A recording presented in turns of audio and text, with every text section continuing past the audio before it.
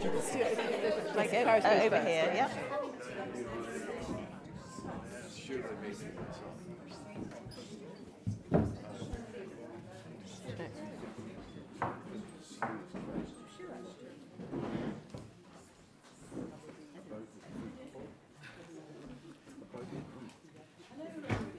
Welcome to Main Street.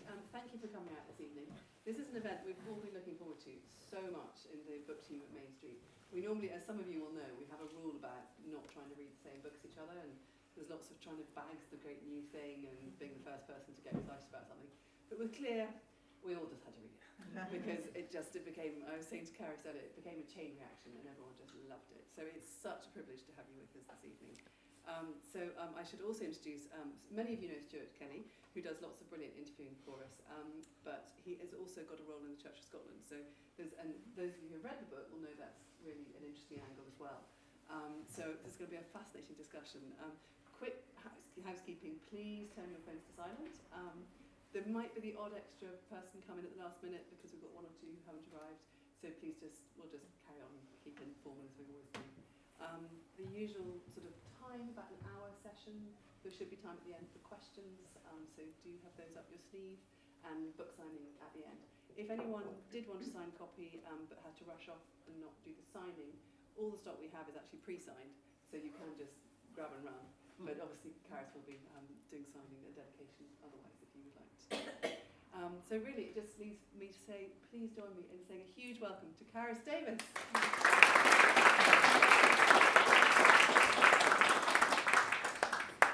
Thank you very much indeed, and it is a real privilege to be here doing this interview. Clear is quite an astonishing book. As you can see, it's quite a thin book. And I always think that writing a thin book, it's a bit like being the government when there's terrorists. That, the terrorists have got all the opportunities to get lucky, whereas the government has to be lucky the whole time. In a thin book, there's very few places to hide. You've got to be right the whole time in the book, and it's pitch perfect. We're going to hear from the book, we're going to have a conversation, and then we really want you to join in with the conversation. So just once again, please welcome Carys.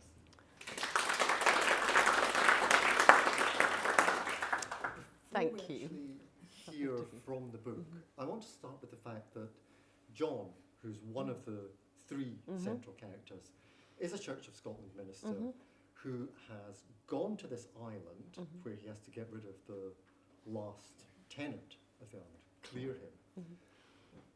And yet he's also a minister who has left the Church of Scotland in the Great Disruption, which is something that we don't tend to talk about in Scotland. It's this massive point where the church really interrogates itself and decides that they don't like landowners choosing their ministers. It's in some ways an incredible democratic movement saying, no, the people make these decisions, not the landlords. And all these ministers that walked out lost their houses. So just as Ivar in the novel is losing his house, all these church ministers walked out and left their salary, their house, everything. Why do you think the Scots don't celebrate that as being a really morally, politically brave thing to do? It is extraordinary. When I was writing this book and people say, what's the new book about Carys? And I say, well, it's, partly about the clearances, but it's also about the Great Disruption. And I would start to get very excited.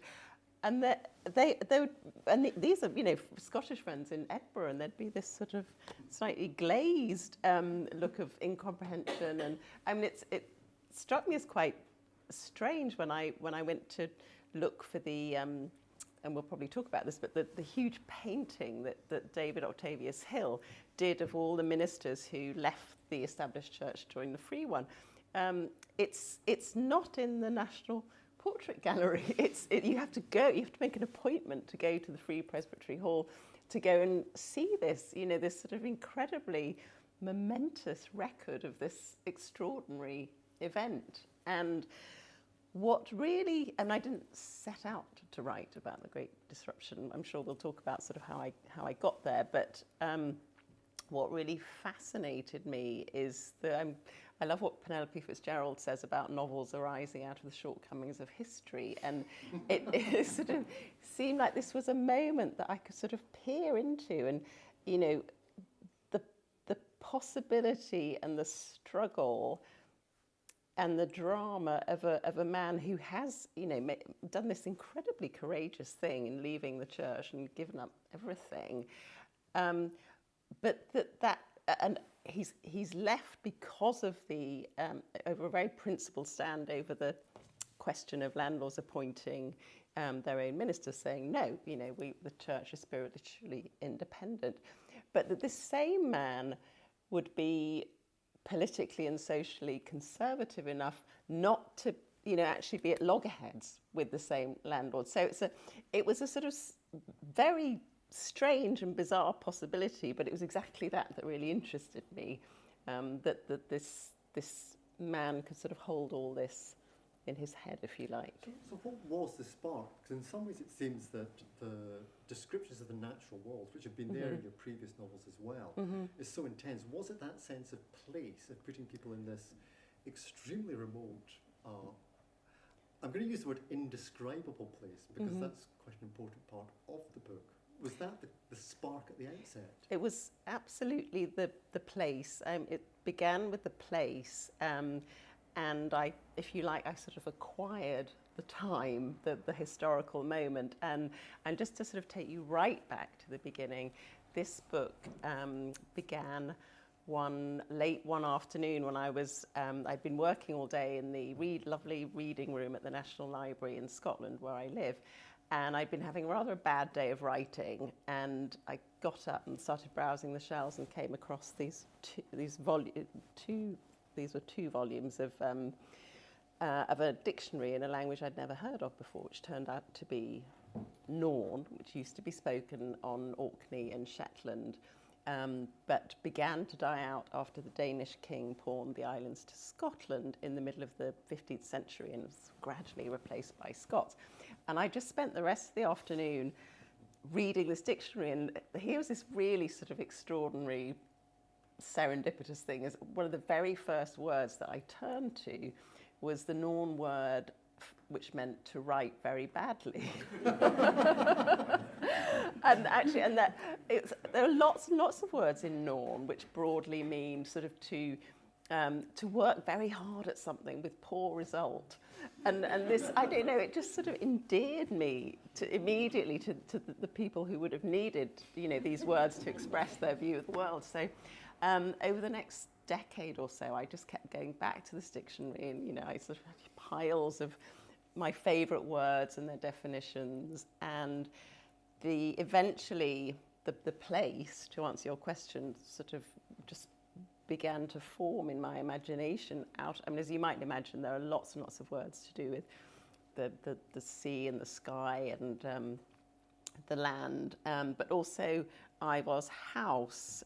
I sort of built it in my mind from the words in the dictionary. So, there's a word for the hole in the roof, which allows the smoke from the fire to escape, and the drain along the wall for the waste. And when I did finally sort of sit down and really get to grips with this novel and write it, it was during lockdowns. I couldn't go anywhere, so I had this sort of idea of what Ivar's house was like. And after lockdown, when the National Museum of Scotland opened, they've got a sort of mock-up of a house, and I thought, oh, it's just like Ivar's house. It has the ropes with the weights, and that was because in the dictionary there were these words. So it was very much a place, and then I could see this one man on the island. I knew that he was alone, and it seemed to me also that he was the last speaker of this vanishing language.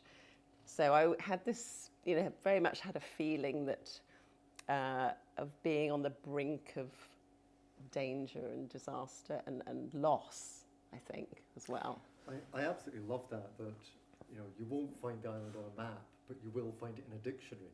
A place made out of books. Can we hear a little from it? Yes, of course. I'll just read a little bit from, it's quite near the beginning. So the basic story then is that this Free Church minister, John Ferguson, has travelled up to this island, which is beyond Shetland, to evict Ivar. And I don't think it's too much of a spoiler to say that John has arrived, but he's met with a terrible accident during which he's been separated from his belongings, including a satchel. Ivor doesn't know any of this. He doesn't know that the population of the island has suddenly doubled. Well, not including the animals. So he has gone down to the beach with his horse Peggy, and we're going to join them there. At the inlet, having decided against his breakfast, Ivor worked steadily, bent over and tearing armfuls of the luxuriant grass from between the rocks. Slowly he moved across them, picking the grass as he went, and it was here that he stopped and straightened himself and looked out across the water. During his illness, dark swimming patches had often appeared in his vision, black clots that floated before his eyes if he made the slightest movement. And for a moment he didn't move. There was a word in his language that described the covering and uncovering of a sunken rock by the sea, and it would have also described exactly the way the dark and lumpy object kept sinking beneath the shallow waves and then appearing again. He blinked, and when the dark shape was still there, he dropped the grass and began to wade out. But the wind was blowing now, coming in gusts of increasing violence, and every time he reached for the lumpy mass, it heaved away from him, out of reach. On the foreshore, Peggy stood with her head down, the wind whipping sand against her flanks and into her eyes. Ivor snatched again at the floating object, and this time he caught the edge of it and drew it close. For a long time he stood on the beach looking out at the departing tide. Mist and fine rain were being driven before the wind. Sweet water trickled from the base of the cliffs behind him. He saw puffins and seals and cormorants, nothing else. For more than an hour he stood there, but there was nothing and no one, no large vessel or small boat of any kind. And in the end he hung the satchel from his shoulder, packed the grass into Peggy's basket, turned his back on the beach and went home. In the satchel he found a bundle of sodden papers inside a blue cloth cover, a comb like the one Hannes had once brought back for Jenny from Bergen the time he got the tea and the tobacco, only smaller and with smoother teeth, a piece of corn-coloured soap, soft and squashy from all the water, a tin containing a small folding knife and what he believed to be writing implements.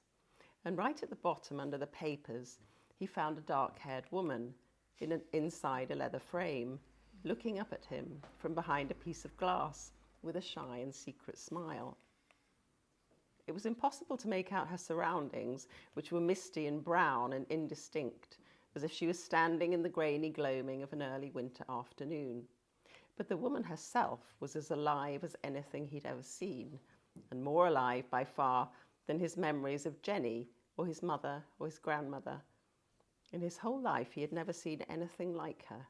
He touched her with his finger, almost expecting her to move, and for a long time he knelt before the fire holding her. It was late when he stood up and propped her against the wall on the stone shelf above the hearth, while he separated the soaking papers that were in the bag and spread them out in front of the fire to dry. If there'd been anything written on them, any words in English or Scots or Danish or Norwegian or any other language he didn't know and couldn't read, they had been washed away. The blue cloth they'd been wrapped in he wrung out with his hands and spread that out too. The soap he lifted to his face, but it smelled of nothing but the sea, and he set it down on the hearth next to the comb.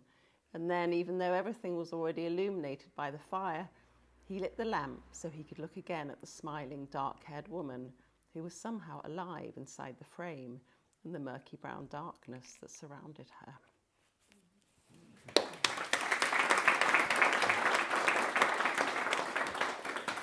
Before we concentrate on Clear more, I'd like you to tell us a bit about how you think the books relate to your previous works.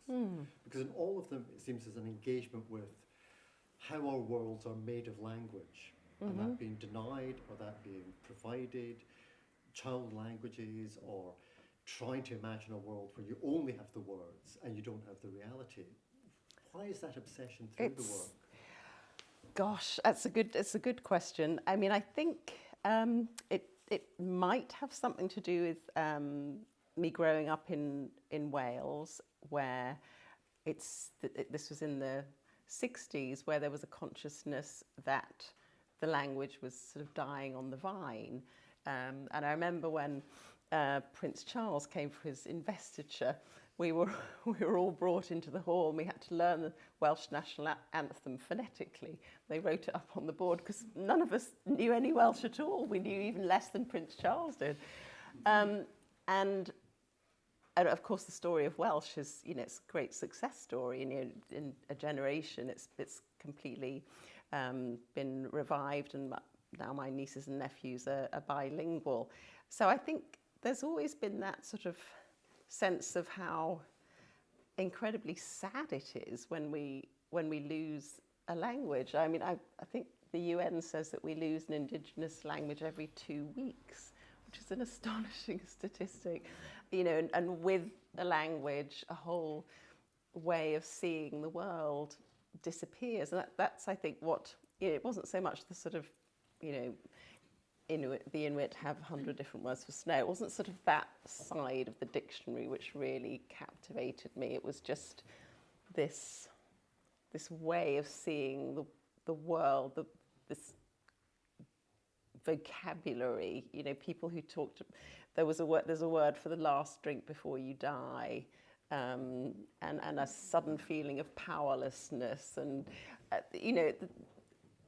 And the book really is about how John begins to sort of glimpse the world through Ivor's eyes, through the language, and it's I suppose I wasn't doing this consciously, but it sort of turns on its head what happens in my first novel, West, where an English settler sets off into the unexplored territories beyond the Mississippi because he thinks woolly mammoths might still be alive there, and he wants to find one.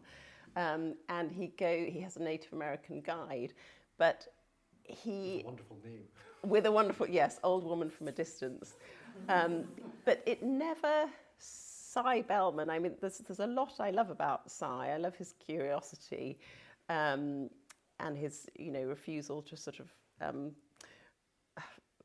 accept people's scorn for what he's doing, but he is totally sort of oblivious of how complicit he is in the tragedy of what's happening and what the settlers are doing, and that he's very curious about the mammoths, but he's got no curiosity about Old Woman from a Distance's story and how what's the boy doing there? Where's his home? It doesn't occur to him that he's been driven away, and that the reason he's become his guide is because he's actually so weary of his family's sadness and exhaustion that he's just thought, well, not if you can't beat them, join them, but he's a pragmatist and a bit of a hustler, and perhaps he can get on. But it never occurs to Cy that he might try and teach the boys some English, that this might be helpful, and he's not curious about learning any of the boys' language. So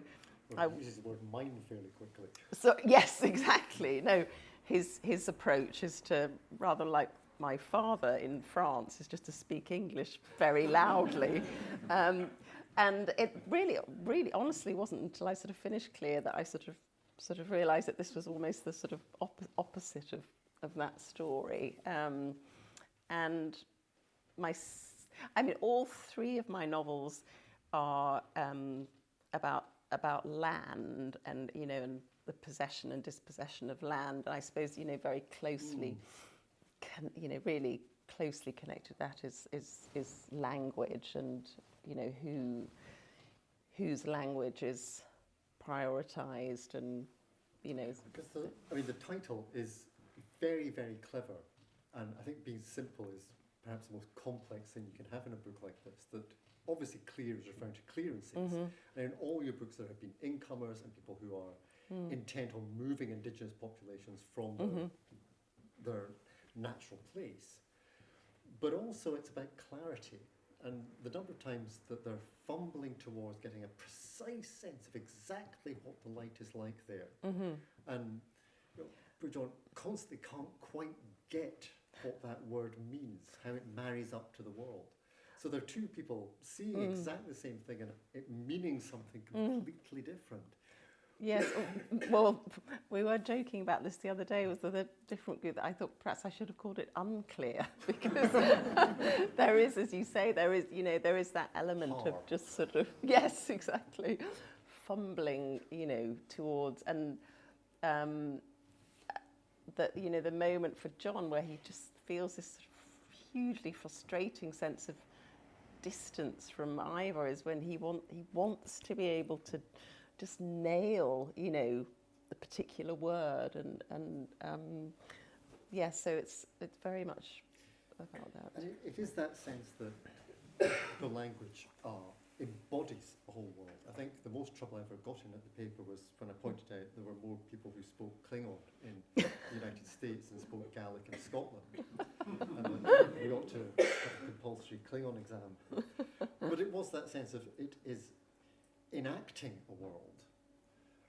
And these hapax legomenon, these words where we only have one instance and no speakers, and we cannot ever recapture that. That seems the kind of damage that a lot of your characters seem to be labouring under. There's this kind of sense of being dislocated from how to enunciate what it is they're feeling. Yes, no, I think that. I mean, I think language. I've tried. At university, I studied French and German, and then over the years, I've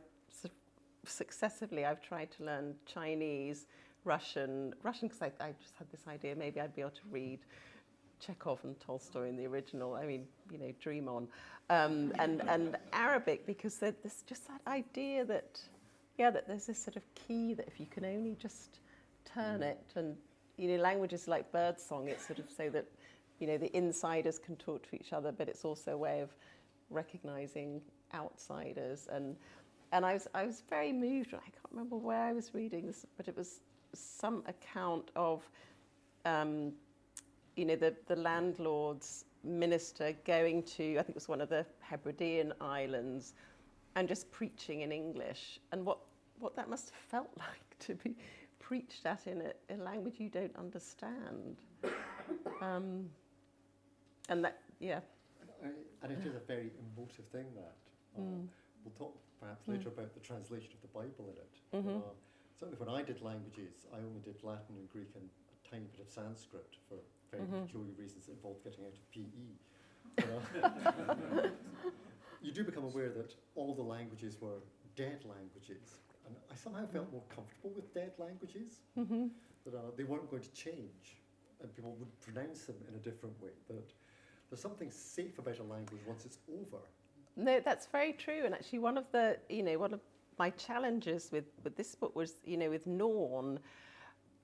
Obviously, I mean, there is a word stock in modern Shetlandic of Norn, completely recognisable Norn words, but we don't really know how they would have sounded. So, I spent a long time looking with Jacobson, who's this indefatigable Faroese scholar who went there in the 1890s and collected the words that were still surviving, and he sort of makes all the phonetic marks on the words. So, I did my best to sort of try and imagine what John, the minister, would be hearing and what he therefore might have written down. But Norn was an oral language. I mean, it might have been written down, but so few scraps have survived. But as you say, what was sort of, I think for me, what was so captivating was just to have this, about 10,000 words.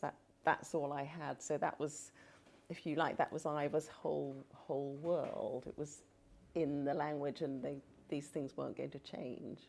It's such a wonderful irony that the scholar who looked at Norn was Jacobson, because Roman Jacobson, the great linguist, was the person that I had to study.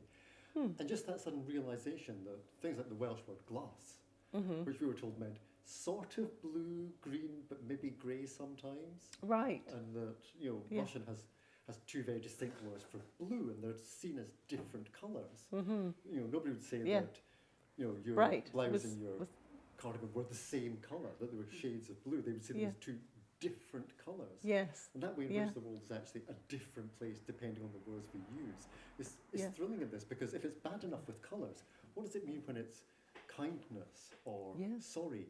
Yes. And Well, all right. I mean, I'm not a Greek scholar, but I mean, Greek has 6 different words for love. Is that right? yes. Yeah. So you know, it's. And often, you know, when a word is only used once and we don't quite know it, there's terrible, terrible problems happen. Mm. You know, one particularly famous Greek word is often translated as homosexual. Doesn't mean that, and the Greeks had quite a lot of words for that. So it's quite problematic when you don't know it. Let's talk about something completely different, which is Yes. false teeth. Oh, okay. You know, detail is such an important thing, particularly in our novel, as limpid and as distilled as this book is. And Mary, who we haven't really mentioned yet, John's wife, the false teeth is just such a beautiful detail. Tell me why that became so important. Well, we were just talking a little earlier, and I said when you start to talk about the book that you've written, everything sort of becomes a little bit more logical and rational than it was, when you were writing it. And I had been writing a book, which I've never written, but it was a story, and it's in Chile during an earthquake. And there's a woman with false teeth, and something happens during the earthquake. And everything about that novel never worked. It never went. But I loved this particular scene. It was very sweet and very romantic.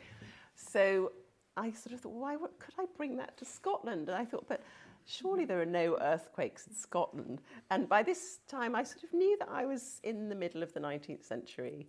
And, hey presto, there are some very convenient earthquakes in Cary, which is in the Highlands. So I sort of I brought that over from somewhere else, and that's the really extraordinary thing when I often feel that, I didn't find the year 1843. The year 1843 sort of found me, and I think the big Cary earthquake, it was maybe in the 30s or something, but suddenly everything was sort of happening around this time, and the scene I just read with the calotype, the early photograph of Mary. When I first wrote the scene, it was a miniature, but I was thinking about what if it was a photograph? I mean, how much more extraordinary would that be for Ivor to be actually looking at what looked like a living person? And then I thought about there's a wonderful long poem by Robin Robertson on Carlton Hill about David Octavius Hill, and then I thought about all those sort of, they are all very kind of brown and grey. The photographs of the ministers that I'd seen without knowing that they were the ministers. So these things they sort of have a way of sort of a little bit of magic and serendipity, which brings and so anyway. So yes, so I did quite a lot of research into 19th century false teeth, and then discovered that around this time they had been very expensive because they were set in porcelain. But there was the invention of this new substance, vulcanite, which had been developed by Charles Goodyear, which I loved. So Mary is able to buy herself some much cheaper false teeth because of the invention of this new substance, vulcanite. But the kind of disconnect between looking at the miniature or the photographic miniature and the layers of sort of not falseness and not duplicity exactly, but the fact that the reader knows what the teeth are like. Well, we know the reason for the shy and secret smile. It's that Mary hates, showing her. She's very self-conscious of her teeth. But yes, I think I would speak for most reviewers that when you are reading a book, particularly one like Clear, you hold in your head all the possible outcomes and see which way the novel actually goes. And I remember reading this thinking, we have got a triangle between the 3 characters, and it can go this way, and it can go this way, and these are the possibilities. And you start looking for the hints that, this is going to lead to that, or this will lead to that, and who will sort of supplant whom, and where will affection be transferred. I never saw the ending coming. Absolutely knocked me for six. Well, I'll tell you, neither did I. So, and I, you know, the scene with the photograph, I remember writing that and thinking, well, this is interesting. We've sort of got these three people now, and I do still remember writing a line. Comes probably about the third of the way through the novel as it is now, which just changed the whole direction of everything. But no, I really didn't know. I just knew it was a complicated situation. In terms of historical fiction, though, I mean, there are historical novels where certain things are set in stone, particularly if you're using historically recognised figures. Yes. You know, you can't have Winston Churchill suddenly growing a beard and inventing a spaceship. Yes. By having your characters as being fictions, did that give a certain freedom, a certain latitude to say, well, let's explore what the possible dynamics are? Definitely. Talk a bit about that freedom. I do have some real historical characters in some of my short stories. I think, well, I know Queen Victoria makes an appearance, so does Wilkie Collins. But generally, I find real historical figures quite constricting. I'm much, much, much happier making things up. And it's interesting, I was talking to somebody in the bookshop, I'm reading The Fraud at the moment by Zadie Smith, and yes. thoroughly enjoying it. It's terrific. I mean, I could just be in her company forever. It's wonderful. But my tiny niggle is that every time Charles Dickens appears, he just doesn't, it slightly breaks the spell. You know, everyone else feels, I think, pretty much everyone else is made up. But the Charles, every time she mentions Charles, I don't know, it just sort of, breaks the spell slightly. So I think that's very tricky. I mean, obviously, Hilary Mantel got round it. But I feel much, much happier where, you know, if they can do anything that they want to do. And I can just follow them. Sir Walter Scott's son-in-law, Gibson Lockhart, had a lovely, lovely image in one of his pieces on his father-in-law, where he says that what Scott did was beautifully illuminate the margin, like a medieval scribe. The story is fixed, and what he does is put the margins in. And I think that comes across in your book, the sense that, you know, this is not just something that could have happened, that the intensity of the emotion is such that it's probable that it would have happened. How do you make sure that you don't sort of teeter into just writing a modern novel with different clothes on? Yeah, no, I mean, I really do. I mean, one of my bugbears about historical fiction is, and I see why a writer might be tempted to do this, is so often the women have a sort of anachronistic degree of agency. And I remember being doing an event with West, and somebody, you know, in the audience said to me, I should just say, so when Si goes off looking for mammoths, he leaves behind his 10-year-old girl, Bess, she's a plucky individual, but and somebody sort of said, couldn't you have just given Bess a bit more agency? And I just thought, let me just think about that for a minute. She's 10. It's 1814. She's living with her, and actually, well, I probably shouldn't, in case you haven't read it, and you might want to read it. But I think she has a lot of agency. But within what I enjoy is the challenge of these women like Mary in this book. She's pretty intrepid, very pragmatic. But everything she does, she's doing, I believe, she's sort of doing within the strict confines of what would have been possible. So that's, and then it just, I think I know what you're talking about when you ask that question. I think perhaps, I mean, it's it's a big leap for a modern writer to, go back 200 years. And John was by far the most challenging character of the three. I think it's very hard for a secular writer to imagine John. But I also think perhaps we have a tendency to think, well, people wouldn't have behaved like that, or they wouldn't have done that because it's 1840. And I think in certain ways we're wrong about that. So I'm desperately trying not to. No.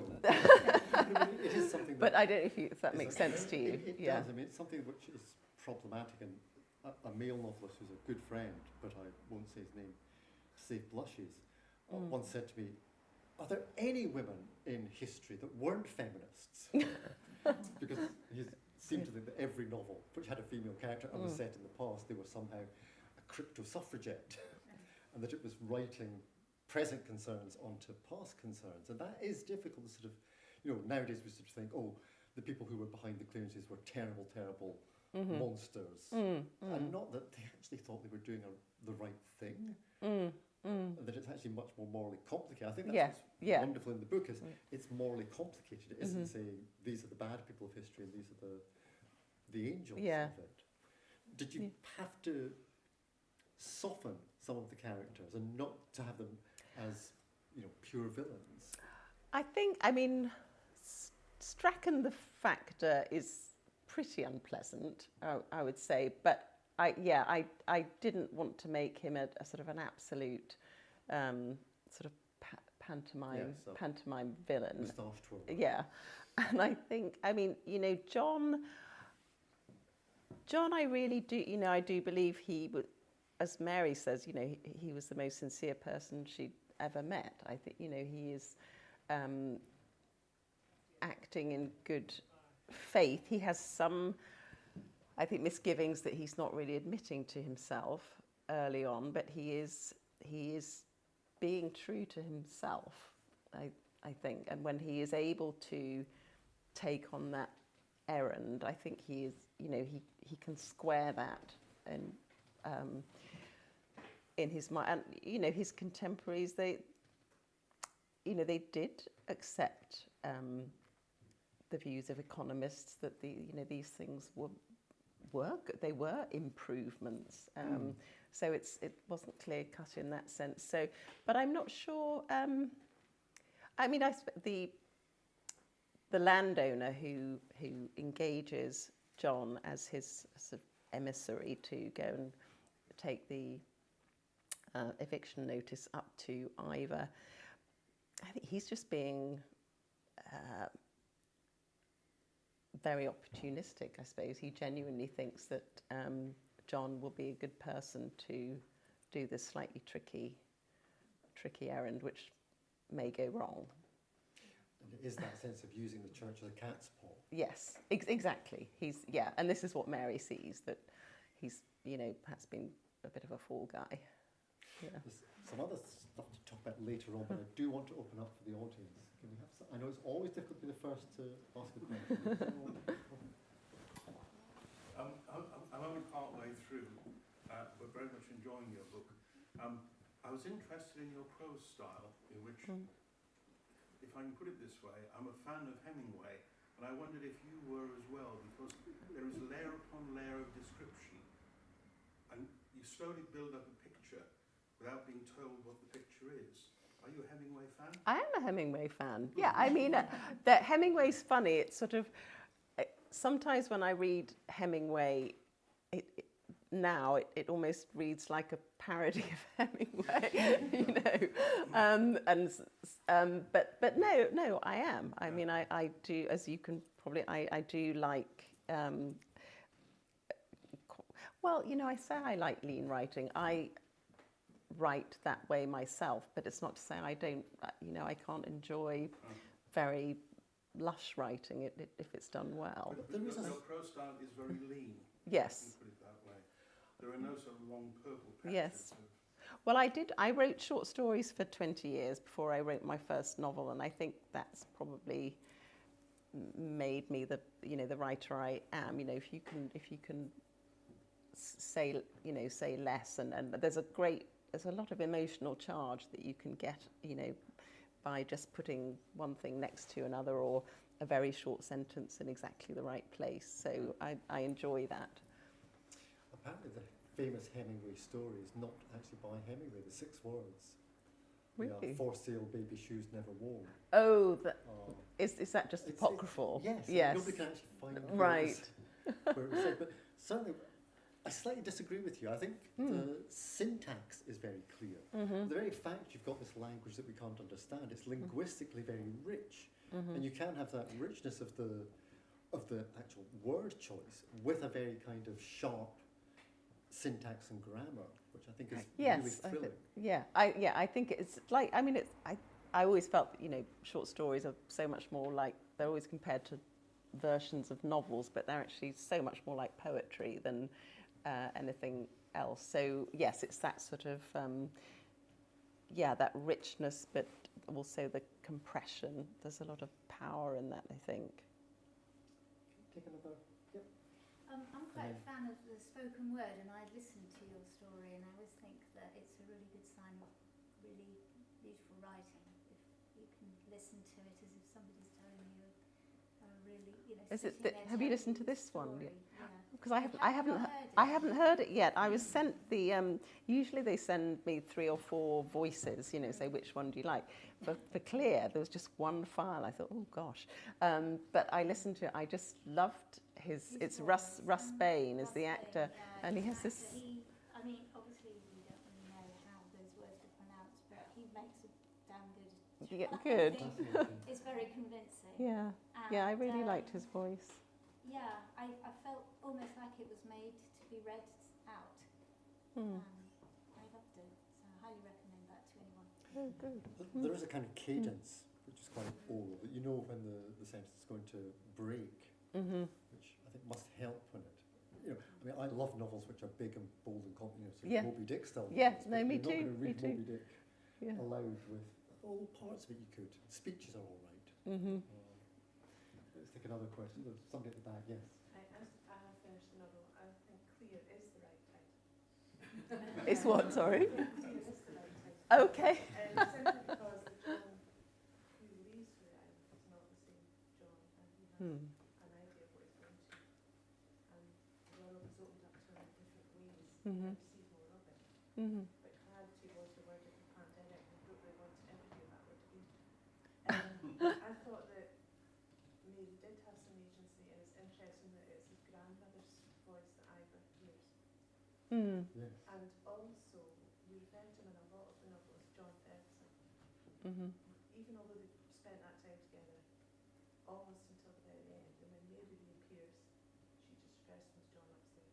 I'm getting too much away there. But why did you keep him as John Ferguson for so much? Was that to mark the division between the two cultures? That's a very good question.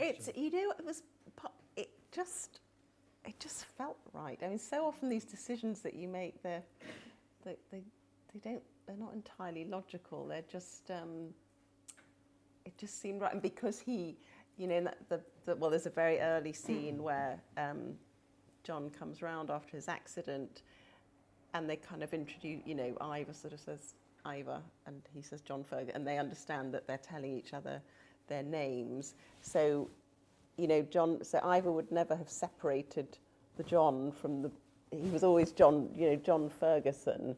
So I think that's probably the main reason why he remains John Ferguson. And as you say, Mary just refers to him as John. Yeah. I mean, that's a very good point. And I think in a novel which is, as clear is, the weight that some of the words have is much stronger. So even things like the difference in a name between John Ferguson and John, that becomes more weighty. I've just finished the new Percival Everett novel. Oh, yes. Which are, it's not a spoiler to say at the end of it, when the character is asked his name, and the characters, you may have seen some of the advanced notices, is not a word I find very easy to say. It's Nigger Jim from Huckleberry Finn. Yes. And that final line where somebody says, "And what is your name?" And he says, "James." Right. And that's suddenly huge. Yes.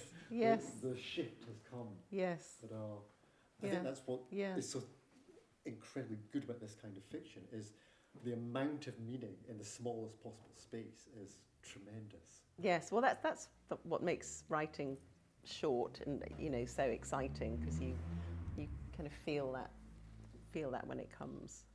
Can we take another question? There's one other question that I want to slip in at some point. Yes. Do you find yourself editing and cutting to get to that stage? What's your sort of method? Yes, but maybe not in the way that perhaps people always expect. I mean, it's always baffled me when talking to other writers, and they'll talk about, well, I'm on the 4th draft of my novel, or what. I don't really know what that means, because I just have this sort of. It's more things coalescing, and when they coalesce, the other things that aren't needed, they just sort of fall away. It's more like a kind of molting than a sort of active editing. You sort of know when things don't, or when they're, and sometimes that. And before we came here, I was just looking at some of my notes, and after I'd written the novel, and as I said, I was still sort of struggling a bit with John. And I came across this wonderful cache of letters in the archive in the National Library of a minister during the years, just the run up to the Great Disruption. He was writing them home to his wife in Fife while he whizzed around, as John does, in the run up to the disruption. And there was this little detail which I found so poignant, which was that after the disruption happens and he leaves, and his wife obviously moves out of the manse, and she's living with someone, and he's addressed the letter to his wife at, let's call him William James Esquire, and he says how much it pains him to have to write the at, that she doesn't have her own home. And that's such a lovely detail. But every time I put it in to the novel, it just kind of it just felt shoehorned, even though it was lovely and it did everything that I wanted it to do, because it expressed John's anxiety and his desperate feeling that he wants to provide a home for his new wife. It was intrusive somehow. So often, you just have to sort of, let those things molt away. Do you keep the offcuts? Oh yes. Oh yes. I never throw anything away. I know yes. there's one thing that has been trying to get into all 3 of my books and has never managed yet. Yes. Which look at the earthquake. And that was, but yes, it'll find its way in somewhere, I'm sure. Talk a little bit about the difference between your short story writing and your novels. Nam Lee, the Australian short story writer, said in one of his interviews, when he was asked about, will you do a novel, which seems to be the question that's always asked to short story writers. Yes. Was asked about it, and he said, I always know when a short story is finished, it's that terrible point when it's in danger of becoming a novel.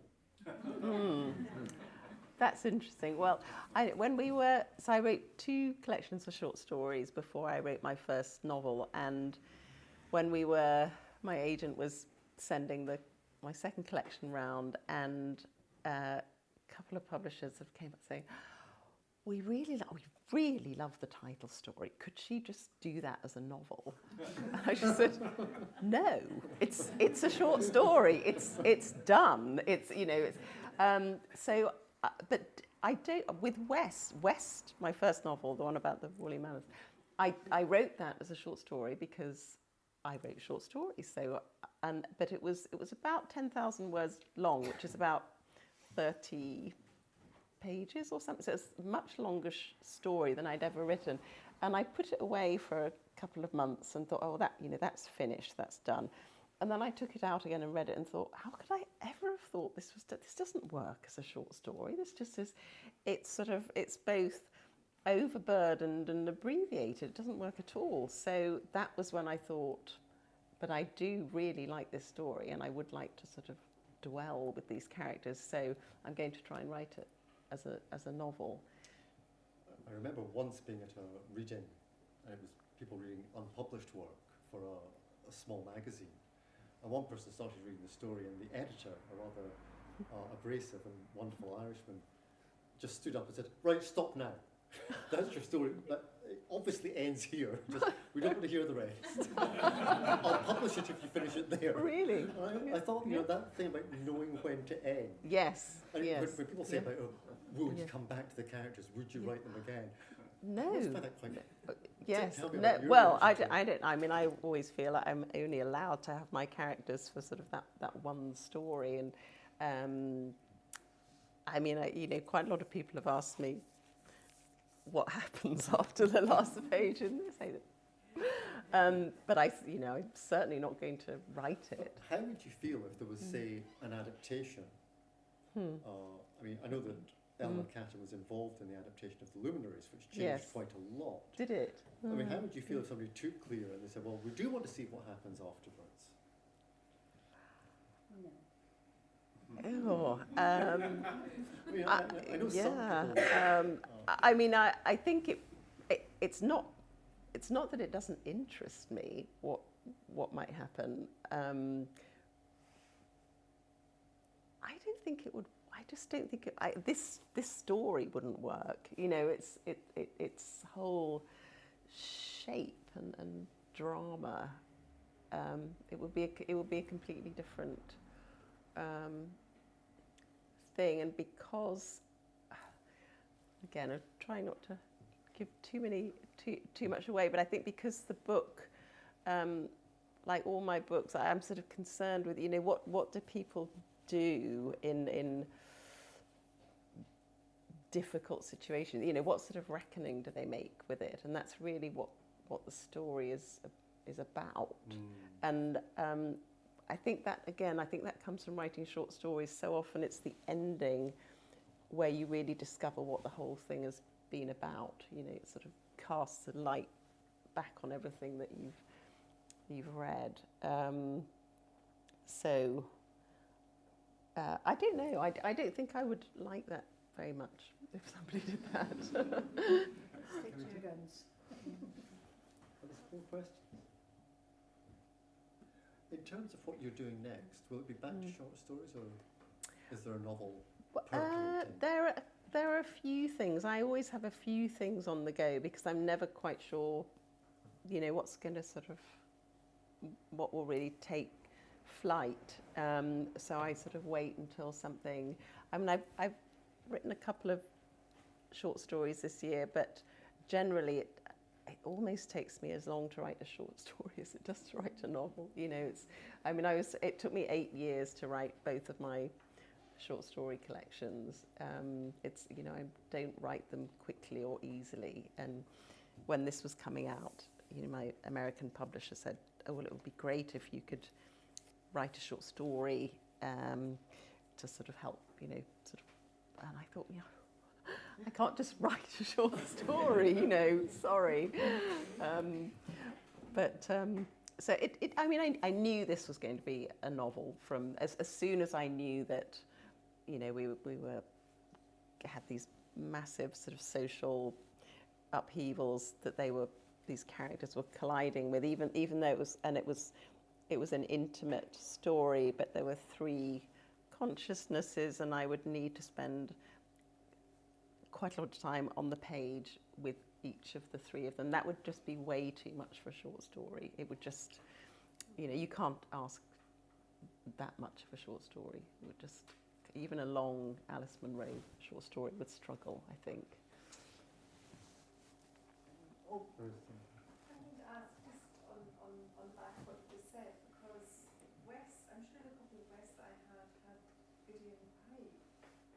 Had what? As well. Oh, I think the audio book they did. I think that was because the audiobook publisher thought West was so short, no one would buy the audio book if they didn't sort of put something else. So they did a combined thing. Yeah. It strikes me as rather strange we don't see more of that, having a novella plus short Yeah. stories. I can think of maybe, on one hand, the number of collections I've seen which took that form, yet it seems a perfectly logical one. Yes, but you're right. There have been a few collections where there's been a sort of quite a meaty, long story or novella, and then perhaps 3 short stories at the end or something. Yeah. One more question. Well, I will take the time myself then, because you're going to end with reading a point Oh yes, with, with the book that John's writing, the translation he's writing. Can we talk a bit about the idea of the translation and how it's... Yeah, so as I was saying before, when you're looking back at how a novel took shape, you can never quite remember sort of what happened when, but I was there's a second-hand bookshop in Edinburgh called Armchair Books, and I was in there one day browsing, and I found this was a translation of the New Testament into Scots, which was published in the 80s. I think that was the thing that really astonished me. Well, I sort of I mean, it had been written in the 50s and 60s, but then he had died and his son had sort of finished the whole thing off. Was it the Canongate edition? Sorry? Was it the Canongate edition? I'm not sure, sort of green and white. Yeah. Yeah. So I was sort of so astonished that it was so late. And anyway, so this, I just thought that was so fascinating. And then so John, in his spare time, his sort of, well, Mary calls it his great project. Although his Scots isn't that great, he's trying to translate the Gospels into Scots. And it's in the satchel, the sort of papers that have all been washed away. One of the things that's been washed away is his translation. It's all gone. So, and anyway, he's just thinking about his Gospels he's in his time with Ivor, he's on the pages of his Gospels, he's writing down all the new words in Ivor's language. But he's thinking here, and he's thinking here about the whole process of that. It was satisfying to see his glossary of words growing every day, satisfying to gather his pages together at the end of an evening and wrap them up in the rectangle of dark blue linen that had once covered the Lowry ledger, and in a small way it helped lighten the gloom he felt over the loss of his Gospels. In some ways, it felt like a similar sort of project, working hard to turn words from one language into another with all the accuracy and precision you could muster. He'd been a young minister in a small parish outside Dundee when he'd begun what Mary called his great project, his own translation of the Gospels into Scots, because he'd wanted to render at least part of the Bible in the language most of the people who came to his church actually spoke. The Gospels, it had seemed to him, would be both a lovely and an essential place to start. Full of poetry, they were what had drawn him more than anything else to the church. Without the Gospels, he thought it was possible he might have become a lawyer or a schoolmaster, or like his friend Adam Grant, a doctor. His own command of Scots was decent but far from confident, his vocabulary full of holes, his pronunciation uncertain, his delivery stiff and self-conscious. When others spoke it quickly, he regularly lost track of what they were saying. Growing up in Dundee with his aunt, and then in Fermanagh with his father, he'd spoken only English. He'd been forbidden by both to speak Scots, and it was only with his aunt's housekeeper, Annie, when he was a boy, that he'd spoken it at all. Years later, when his aunt was dead and he was back near Dundee as a minister, he'd invited Annie to keep house for him at the manse, consulting her on his word choices as he told over his translation. How delighted she'd been when he told her he planned to have Satan speak in English.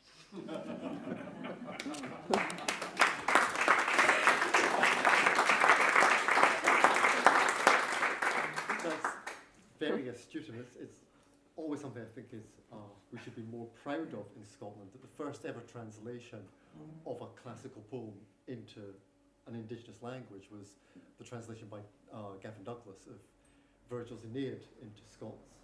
And in fact, the very first translation of any part of the Bible into Scots was by a borderer, by Henry Scott Riddle, who was up the valley there.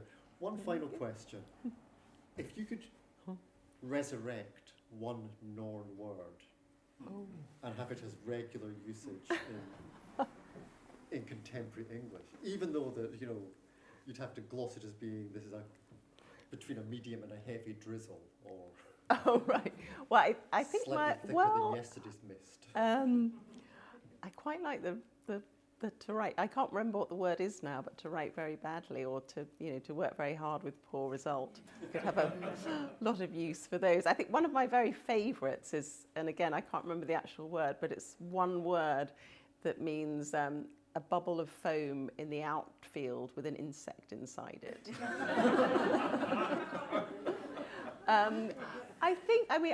I just love and again, I'm sorry, I can't remember the Norn word now, but the last drink before you die. I just think that has so much, yeah. Carys, thank you so much. It's an astonishing book, and the idea that one has to write some sort of vast epic to get the hugeness of the human soul is disproven by books like this. Please come and get your book signed. Please come and chat with Carys if you didn't get a chance to ask her a question or were too shy to. And just thank you once again, and thank you to Main Street for having us. Thank you.